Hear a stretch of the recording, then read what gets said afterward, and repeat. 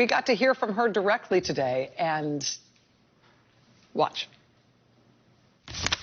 He testified about some sort of coffee he had with you on your last day. He indicated you were upset, and you were upset with Ambassador Bolton and upset with the way things are going. And I had a couple of testy encounters with him. One of those was in June 18, when I actually said to him, "Who put you in charge of Ukraine?" And, I'll admit I was a bit rude, and that's when he told me the president, which shut me up. And this other meeting, it was about 15, 20 minutes, exactly as he depicted it was. I was actually, to be honest, angry with him. And, I hate to say it, but often when women show anger, it's not fully appreciated. It's often, pushed onto emotional issues, perhaps, or deflected onto other people. And what I was angry about was that he wasn't coordinating with us. Now, I actually realised, having listened to his deposition, that he was absolutely right. That he wasn't coordinating with us because we weren't doing the same thing that he was doing. So I was upset with him that he wasn't fully telling us about all of the meetings that he was having. And he said to me, "But I'm briefing the president. I'm briefing Chief of Staff Mulvaney. I'm briefing Secretary Pompeo, and I've talked to Ambassador Bolton. Who else do I have to deal with?" And the point is, we have a robust interagency process that deals with Ukraine. It includes Mr. Holmes. It includes Ambassador Taylor as the chargé in Ukraine. It includes a whole load of other people. But it struck me yesterday when you put up on the screen Ambassador Sondland's emails and who was on these emails, and he said, "These are the people who need to know," that he was absolutely right. Because he was being involved in a domestic political errand. And we were being involved in national security foreign policy, and those two things had just diverged. So he was correct, and I had not put my finger on that at the moment, but I was irritated with him and angry with him that he wasn't fully coordinating.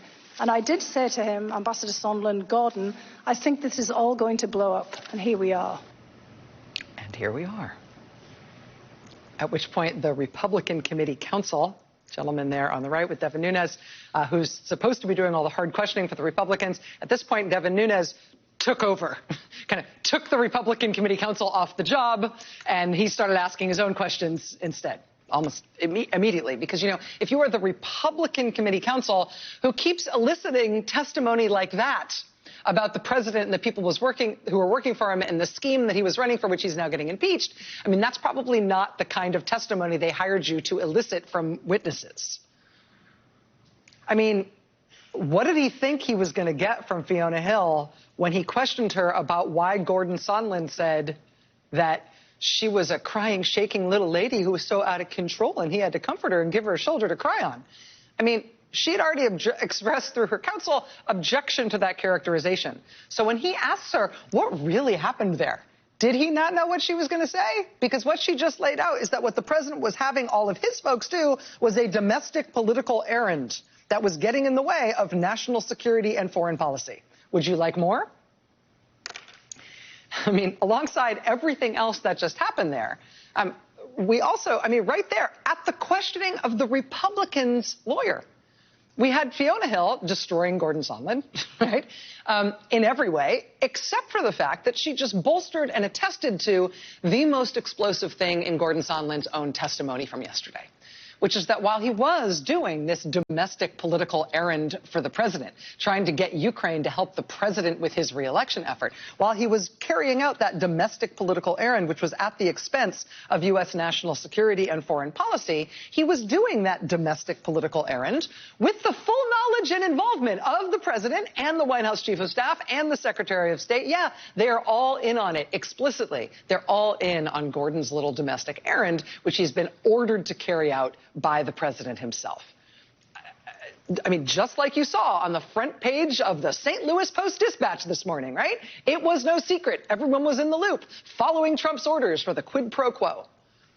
That was this incredibly damning testimony that Sondland gave yesterday, which will undoubtedly be seen, I assume, will be seen as the apex of at least this round of public hearings in the impeachment inquiry.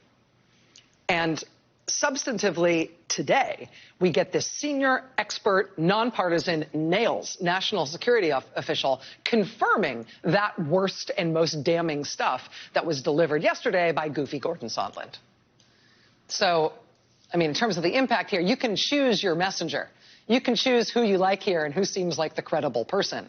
But on the substance, they are both confirming the same thing in terms of the president ordering it being a quid pro quo, and everybody at the highest levels knowing all about it while it was happening. Now, that has consequences in terms of what happens next and whether these other senior administration officials who have been named here, whether they're going to get questioned, whether documents that might shed light on their involvement are going to be obtained by the committee. We'll have more on that later, including talking with a member of the committee that's been pursuing this matter. But beyond the involvement of those other senior officials, I think it's worth noting here that where we did land on this 5th day of hearings was with the question being settled and basically uncontested now as to the president himself ordering the scheme, the president having full knowledge of this scheme, and the president having direct personal contact with the people who were carrying the scheme out on his behalf. Him communicating with them about the scheme while they were doing it on his orders. It is remarkable that this impeachment is sort of this young in terms of how far we've gotten through these proceedings. And that part of it, the degree to which the president is personally and directly implicated in it, that's uncontested now. The Republicans have even stopped fighting that. That's just settled.